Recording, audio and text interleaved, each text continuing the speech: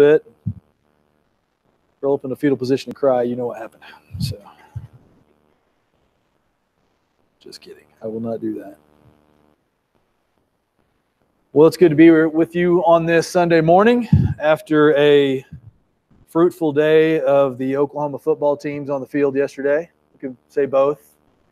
That's right. Although OU kind of needed Texas to win, but we won't really talk about it, so it's okay. But no, good job, folks. Appreciate you. Well done. I know this is a weird request, but I think my blood sugar might be a touch low. So if anybody has either some candy that is actually sugary or if it has a little bit of juice, just I could sip on, that would be great. What is that? A Dove Bar. I'll take it.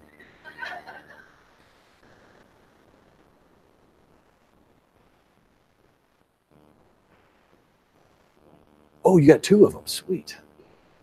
Your crown will be big. I know this is a little bit weird, but as I was saying the last few songs, I got a little bit shaky, and I'm not calling to the bench yet, Mike. I'm not going to go that route yet, but just we'll talk amongst yourselves as I chew a Dove Bar. No. Ooh, that is good. Oh no. It's got a pumpkin on it. Halloween Dove. Well, it is. I do apologize, but let me just get this down real quick, and that'll be enough for me. Don't tell me that. I'll cut this real short.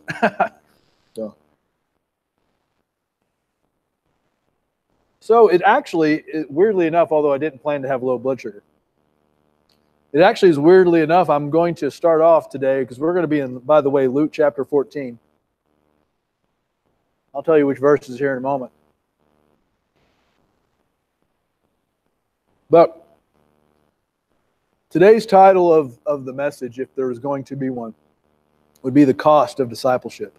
The cost of discipleship. Now, not to be confused with a famous book by Dietrich Bonhoeffer, German theologian, who wrote The Cost of Discipleship, which is a fantastic book. We're not going to be referencing that at all today. That's not really what, so don't get that confused. But we're going to be talking about what it means to understand and count the cost of discipleship. As I get the remaining chocolate out of my teeth, thank you.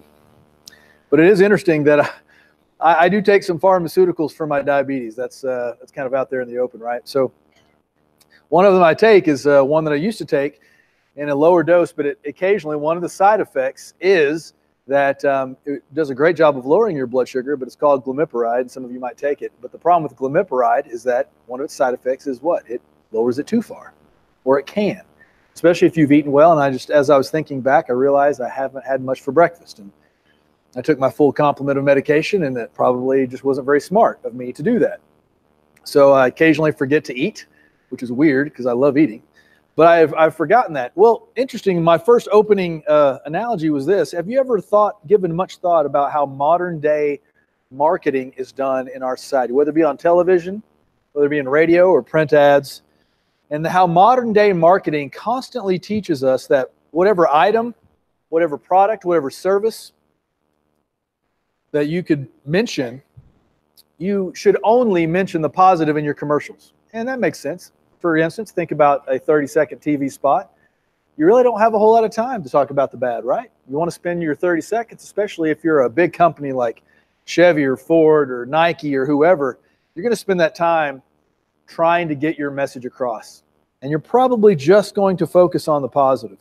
Only the strong points, only the things that people will be attracted to must be accentuated, while the shortcomings should remain hidden or be minimized.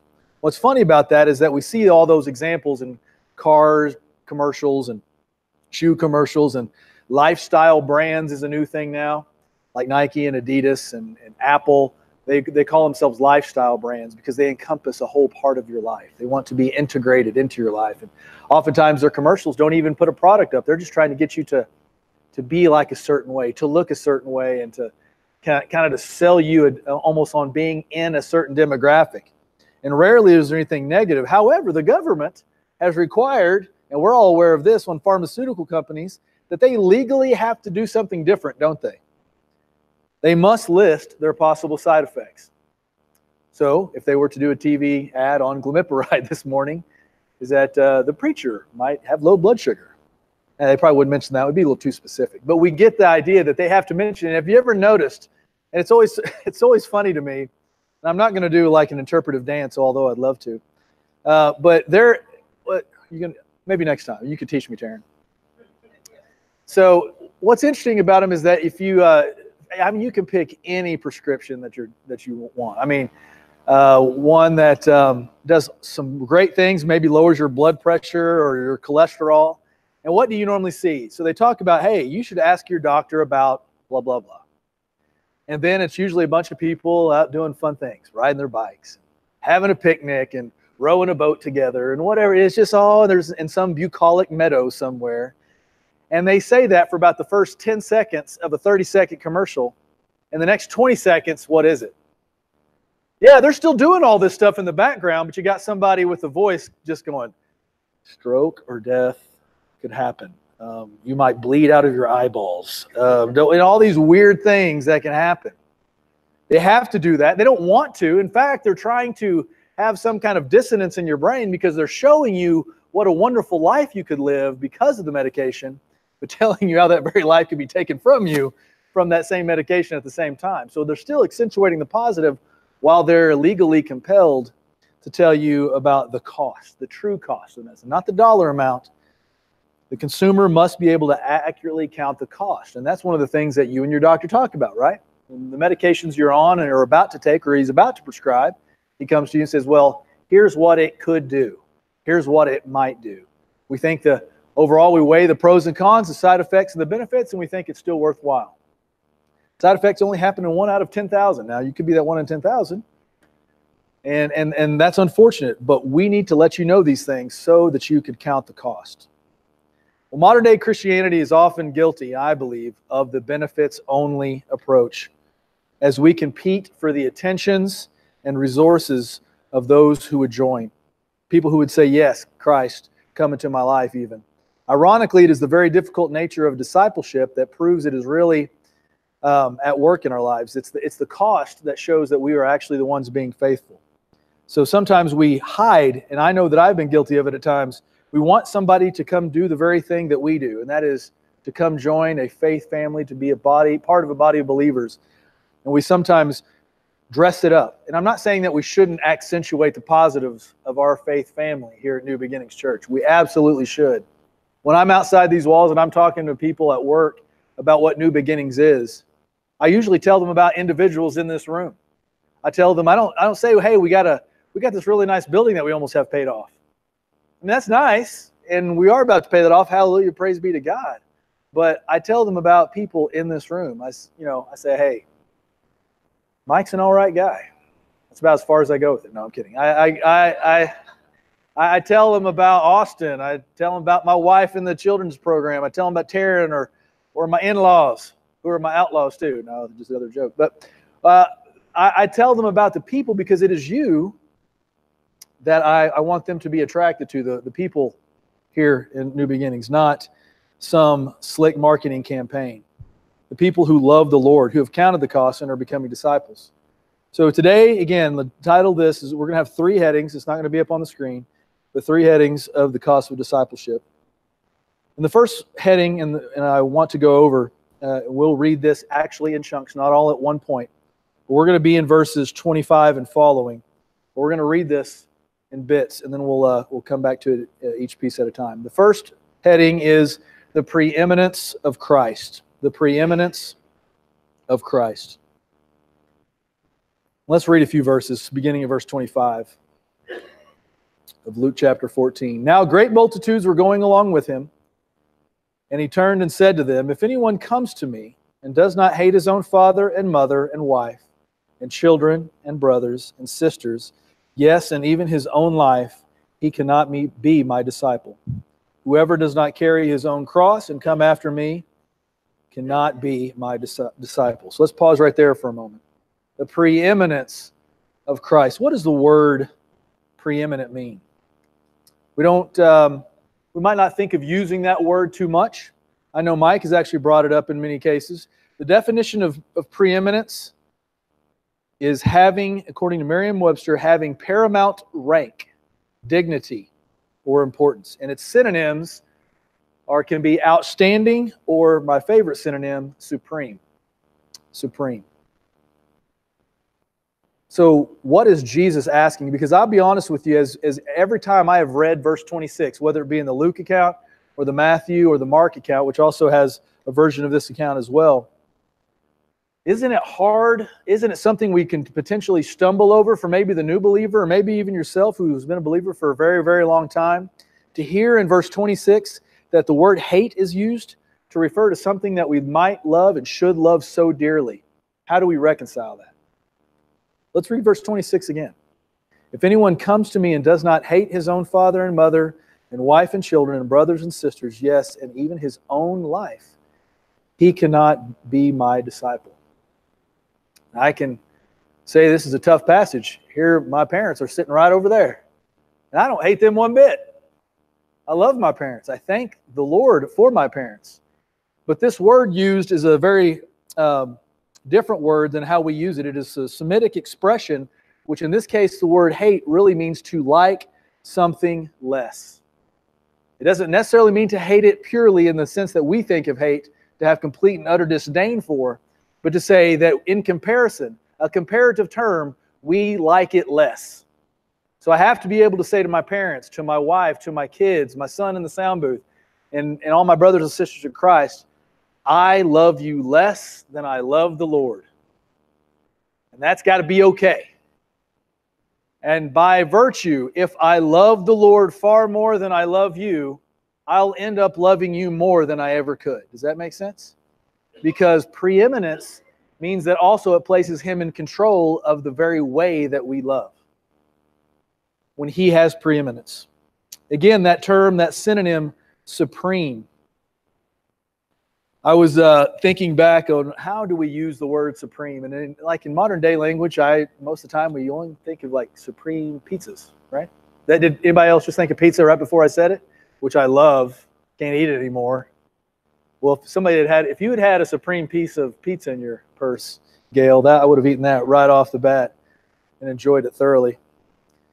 But supreme, I started thinking back, and how other ways has it been used? Why? And it is a very important word. When we say supreme, we're obviously thinking there's nothing higher, no level to go above that. In World War II, which is one of my favorite times, one of my favorite parts of history, if you've known me for very long, you know I've read a lot of books about that. I've seen a lot of movies, Band of Brothers. I've referenced it in many sermons. I'm not going to now. But the Dwight David Eisenhower, one of our presidents, but before that, he was what? A general. And he became one of the first 5-star generals, which we don't have anymore. But even before he was a 5-star general, before D-Day, he was given the title of Supreme Allied Commander. Let me tell you, I would love to have that business card. Excuse me, hi, Supreme Allied Commander. Look at that, no big deal, right? So Supreme Allied Commander. Why was he have to be given that title? There had to be somebody at the end of the day who had preeminence above all else. He had a lot of advisors. He had a lot of intelligence around him. He had a lot of other generals, even from other countries, people from England and Free France and Canada and all these other generals filling up the room who were his advisors.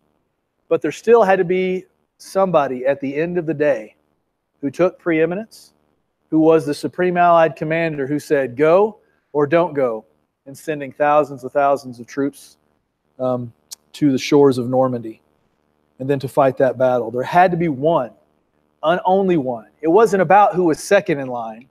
It wasn't about who was third, fourth, or 10th on the list. It was about being the only one. How much more so, if that's just in a military setting, how much more so when we have the preeminent one, Christ, the supreme ruler of our hearts, how much more should He take up in our life? That there should not be any other name on the list. It's not about who's second or third. He should be 1 through 10. He should be 1 through 100, whatever the list goes to. He is all and in all. And He makes us capable to be, again, very much the person we need to be to our mother, to our father, to our brother, to our sister. We can't even be His own disciple if we do not love Him preeminently. That's the preeminence of Christ.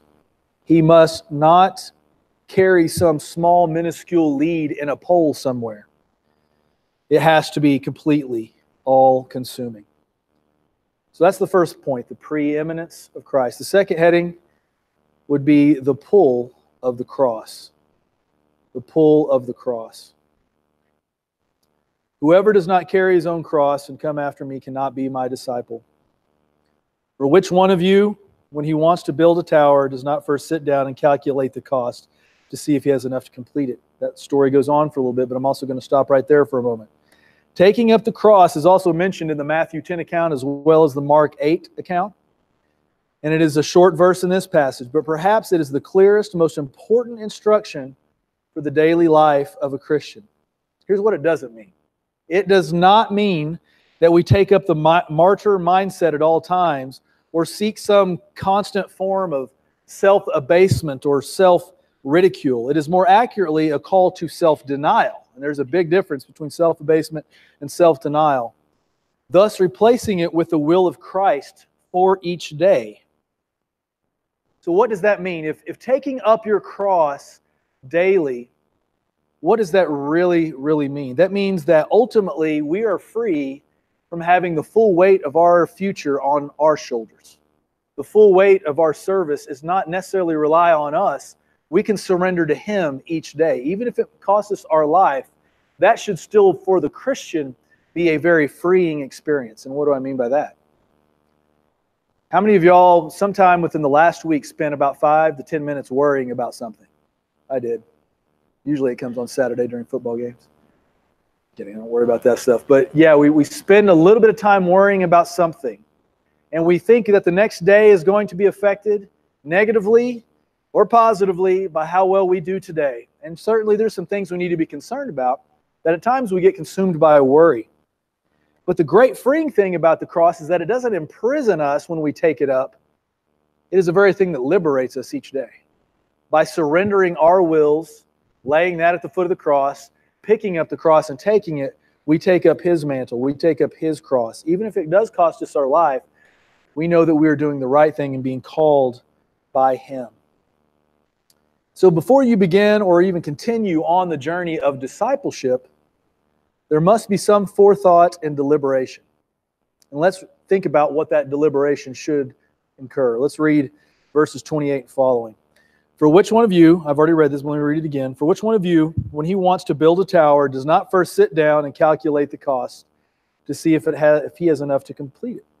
Otherwise, when he has laid a foundation and is not able to finish, all who observe it begin to ridicule him, saying, this man began to build and was not able to finish.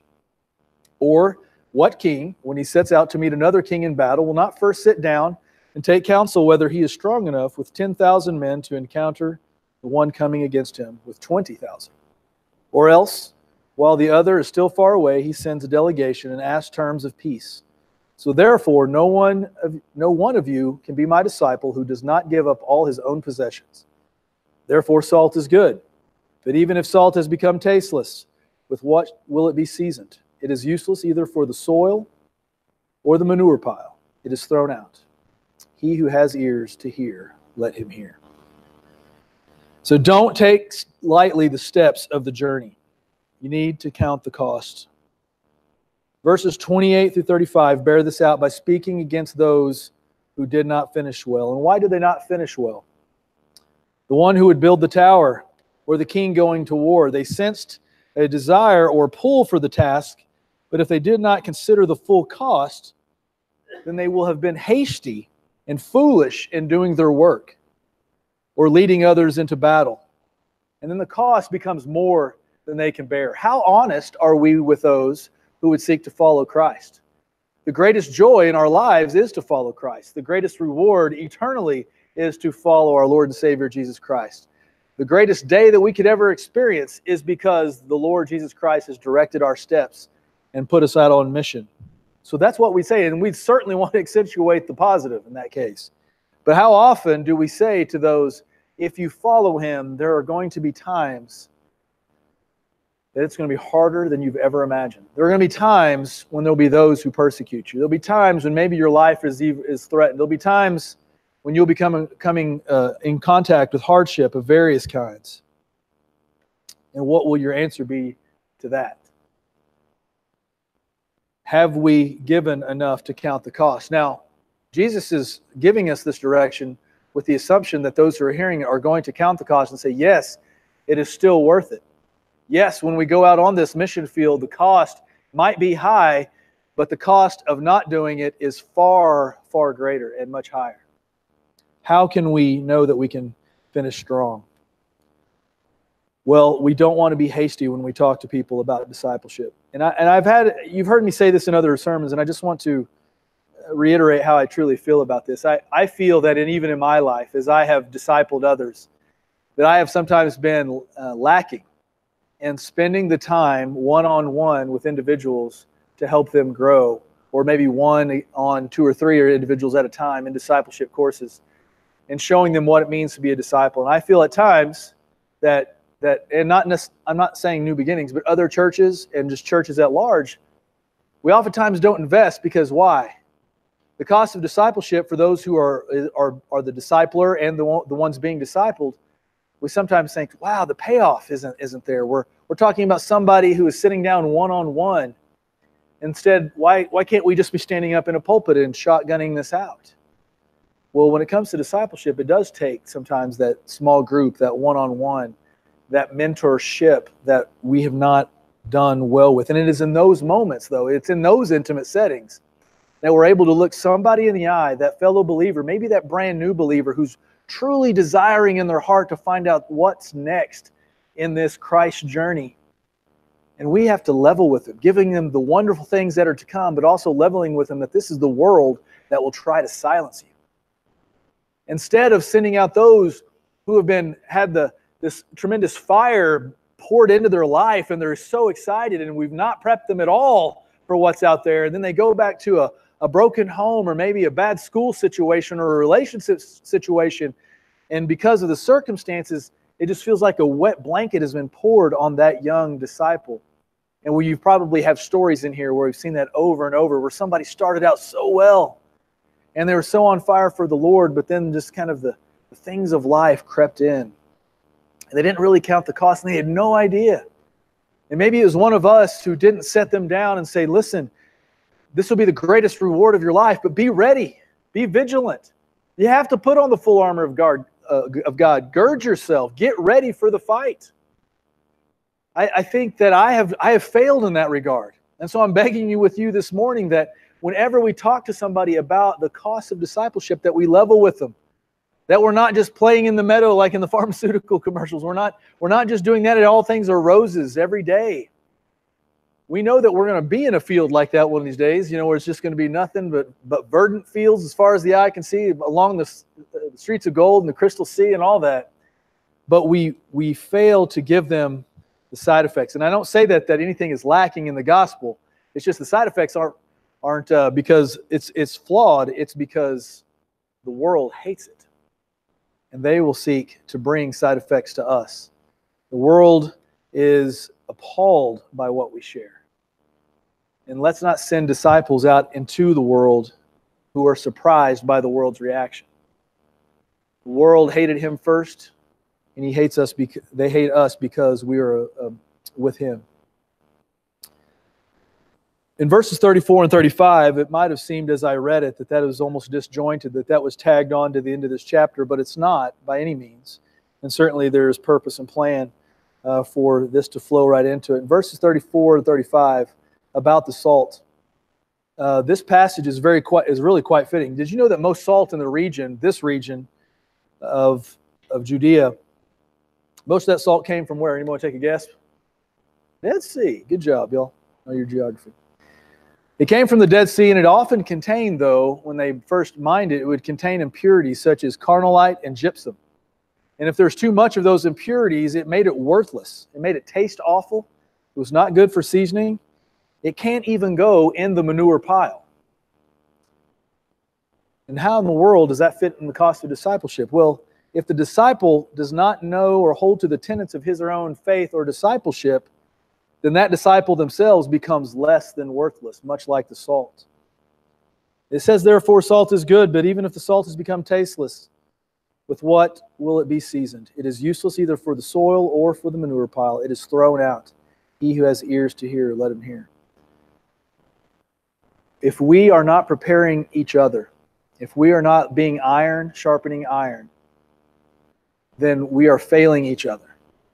And we are not getting ourselves ready.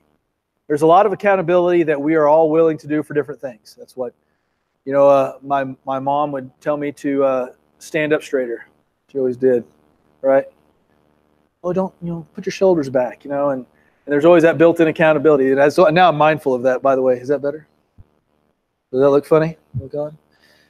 But, stand up straight and, eat your vegetables and, you have your family who you're accountable to. Then maybe you go on to school and maybe you have coaches and teachers. Hey, turn that assignment in. Hey, run that extra lap. And maybe you get out into the corporate world and, hey, the suspense for that PowerPoint project, it was due on Friday and it's Monday. You're late. Let's get that in. So we have all these checks and balances in our lives. And oftentimes, though, we as a faith family, we say we really desire accountability, but do we have the gumption and do we have the love for each other to look each other in the eye and say, hey, where's your quiet time been? Tell me what the Lord said to you in your private prayer time. Not the private stuff, but what can you share with me how He's working in your heart? Who are you praying for? What are the things that are on your mind? What are the things that are concerning you? Share them with me. I'll share them with you. Let's sharpen one another. Those kinds of, just that level of accountability. And I know some of you ask that. And I'm not saying that that's not being done. Do we do it enough? And the answer is no. And I want to be a piece of iron that helps sharpen your piece of iron. I want to be able to say that, yes, while I still need to disciple others, I need some of you to help continue to disciple me. A lot of you have wisdom that the Lord has been faithful to you in so many ways for so many years, and I need to hear that. And I need to be made better through that. I don't want to be useless. I don't want to go out there and be a useless tool, which is not even worthy for a pile of manure. I don't want that to ever be said about me. I want to be useful for the kingdom. So that was the second, the pull of the cross. That's what it does. It calls us to that. But I know it sounds like I'm being hard, like, oh, we're lacking, we're short, we have a shortfall here or a shortfall there. So let me finish with the third heading, and that is the pleasure of the call. The pleasure of the call. One of the rare times we're going to finish on a happy note for me. Okay, so big ending. So I want you to write these verses down as well. We're not going to turn to them because we probably wouldn't really have, well, we actually do have time. But we're not going to turn to them anyway. James 1:2, 2 Timothy 3:12, John 15:18. You're thinking, wait a minute, if you read any of those, what are they saying? The very cost that seems painful is also the barometer for which we can know of our obedience. I'll say that again. The very cost that seems painful, the cost of following, and the cost of discipleship is also the barometer for which we can know of our obedience to Him. You'll find this strange phenomenon that takes joy in the midst of suffering. You're thinking, you're saying suffering that doesn't sound like the happy ending that I wanted. So if you're still not sold, how did Paul feel in 2 Corinthians 4:7-10? I'm supposed to have that marked. Close. But we have this treasure in earthen vessels, that the surpassing greatness of the power may be of God and not from ourselves. We are afflicted in every way, but not crushed, perplexed, but not despairing, persecuted, but not forsaken, struck down, but not destroyed, always carrying about in the body the dying of Jesus, that the life of Jesus may also be manifested in our body. Taking up that cross, which is what? A death symbol to us. But yes, it is an instrument of execution. But have not we really looked at the cross in all of our Christian lives as the source of life itself?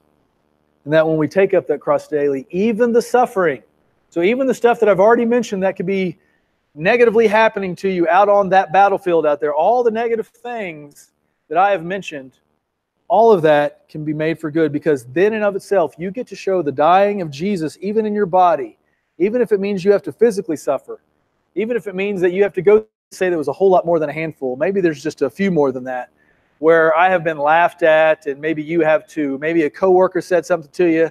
Maybe somebody made a snide remark about your faith. my case, a lot of soldiers would always challenge me and bite back at me if I'd give them a truth from the gospel, and they would come back at me with some kind of negative or crude remark. And in those moments, while I could easily just put my head down and say, I'm getting beaten up over this Jesus stuff, and I can't, Lord, I don't understand. Instead, have any of y'all ever experienced that when that happens, you almost just kind of get that little sly grin on your face? You kind of know, you start thinking, I've been promised that I'd be persecuted. And the only way that promise is going to be fulfilled is if I was being obedient.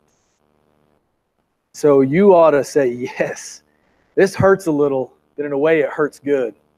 It's not good English, but hopefully there's some theology in that. I hope it hurts good, that I realize that the pain that I'm enduring is meaning that I get to understand the true pleasure of the call. After we have counted the cost as individuals, after we have experienced revival in our hearts, and I know that we've also experienced revival corporately recently, and we've had a revival meeting, and we've had a reassessment of our individual lives. So imagine what our corporate mindset can be, and our corporate heart set, if that's a word, if you will, can be when we suffer together. A lot of the things that probably turn people off of the faith is oftentimes when they do become saved, what is it that happens to them? The problem, like we've already discussed to some degree, is that nothing happens to them. They're not discipled. We have these new believers, infants in the Word, and then we just kind of let them float out there aimlessly sometimes. Maybe we lose track of them, or maybe we just don't know if they're getting discipled or not, or maybe they move away. There's a litany of reasons. And we don't let them grow up inside a faith family like we have here at New Beginnings.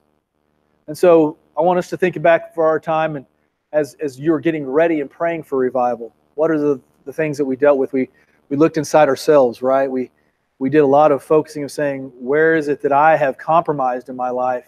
What do I need to get rid of as I want to do my part in revival? And I don't want to be a hindrance not only to myself, but I don't want to be a hindrance to this family here at New Beginnings. And I believe, just judging by the countenance and judging by the response and the flexible nature of your hearts, that was the case. I knew that there was a lot of prayer going on. Prayed with some of you in here for a long time. And so I no doubt that work was well done. So if our corporate and mindset, or if our individual mindset rather, is that we need to look at the cost of discipleship and that we recognize that there needs to be suffering. What if we suffer together? How does that change it? Does that change the way you look at discipleship? If not only that you're the one suffering for Christ, but the person to your left, to your right, behind you is also suffering in the same way? Is that shared suffering? What does it do to that? When suffering is shared, what happens? What is divided? But also we can look at each other and we say, I am going through the exact same thing. Maybe I'm in a different place in my life or a different stage, but I can look at you and, man, I'm getting persecuted as well. I'm feeling this. I know the Satan is trying to attack me here in this area of my life. Can you help me? Yes, I can help you. And while we're rolling forward in that military mindset, rolling forward and trying to take more ground away from the enemy, it's not just Lone Rangers or superheroes out in front of us. It's us, shoulder to shoulder, looking left, looking right, and saying, you're with me, and I know this is hard, and this is going to be tough, but we're doing it together. That changes things. He did not send his apostles and his disciples out as individuals. They went out as teams. There's a reason for that.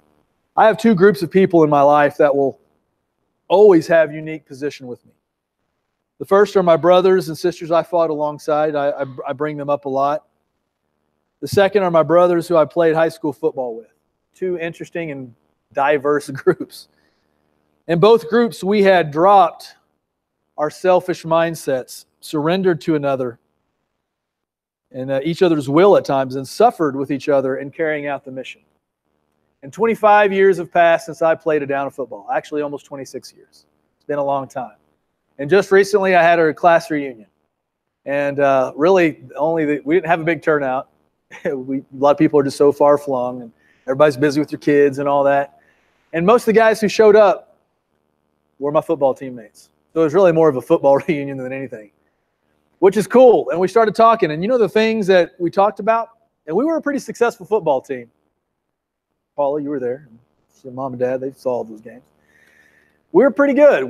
Didn't win state, but probably could have if we'd stayed in a different class. That's a whole other story. I'll talk about it later. I'm not bitter whatsoever. But there is the weird thing that always happens, that even though I haven't seen some of these guys in 15, 20 years, first thing we talk about is not the victories and not the district championship or who made All-State or whatever. About all the time we talk about is like, man, you remember when Coach ran us like till we puked?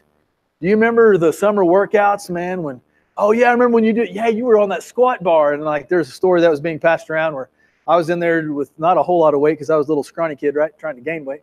And I'm on the squat rack, and it was an old, hot, stinky weight room that no longer exists, probably for ecological reasons, probably. I don't know.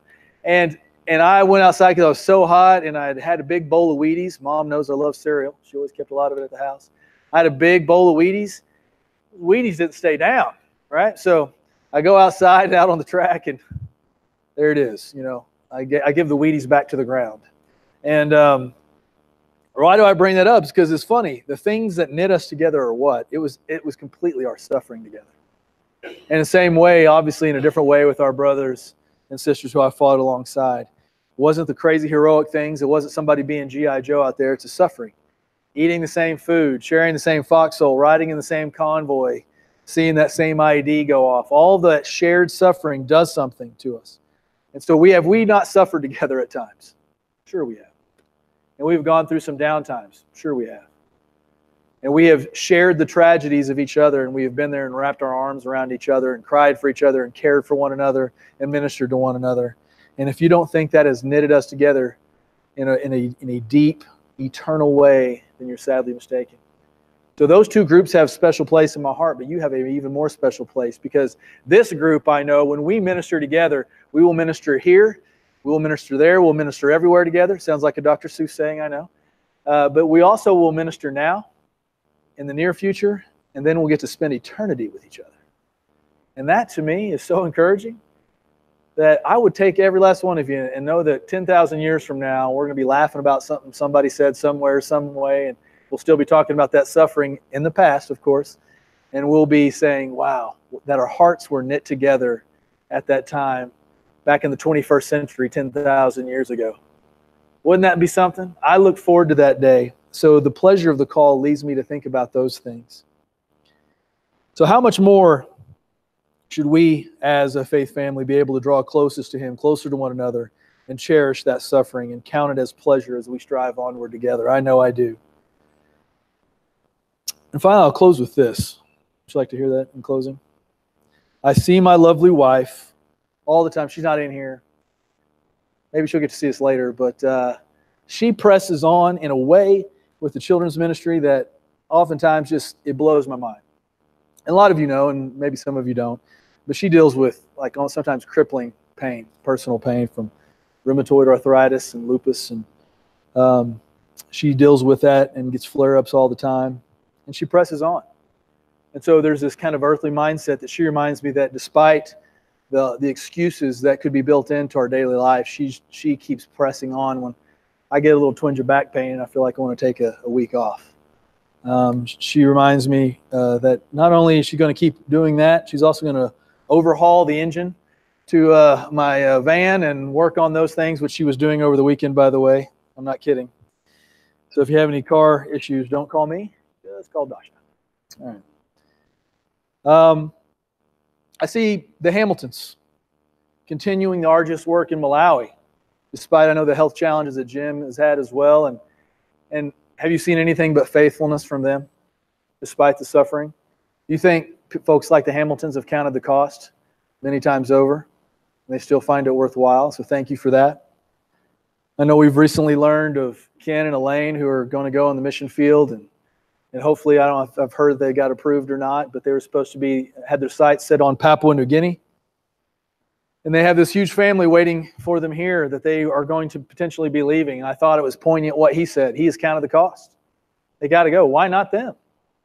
They're going to go. They have counted the cost. And I see a slew of other faces staring back at me. So many of you have contributed in a ton of ways. The Stelzers already in the music ministry, and obviously the Briggs and their love for the youth, and so many other ministries.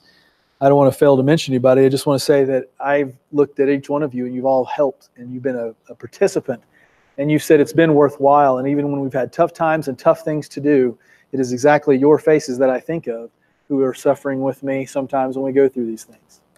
So thank you. Thank you. So while there has been a lot of talk about the suffering, I just want to let you know you make the pleasure of the call real. You have loved on me and my family and this church and each other with the love of the Lord. And that what makes this call worthwhile every time we gather together, whether it's a Sunday, Wednesday, or some other special event. And one day, when our work is done here on earth, we in this room will gather over yonder, look into each other's eyes and say, wow, what a ride. I'm glad we did it together. When we ain't done here, I'm not saying we're all like checking out right now. We got a lot of stuff to do. And if the Lord tarries, it might be a long time before we do get there. And maybe that just means more time spent with you here. It won't take any second from the time we'll spend over there and over yonder, and I look forward to that. So I hope as we've looked at the preeminence of Christ, the pull of the cross, and the pleasure of the call, that you yourself have counted the cost of discipleship. You've added it up. You said it's worth it. I will do whatever it takes. I will suffer when necessary. I will do for my fellow soldier of Christ what I need to do, and I will pursue discipleship. I will become the disciple that Christ needs me to be for His kingdom.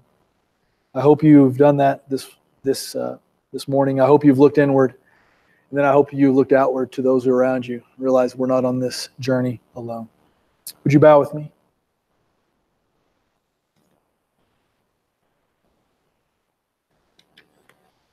In a moment, we will be singing a song and be asking you to respond. And I don't want to really ask you to respond. I just want you to be honest with the work that you've already been doing in your heart with the Lord. Whatever He has asked you to do,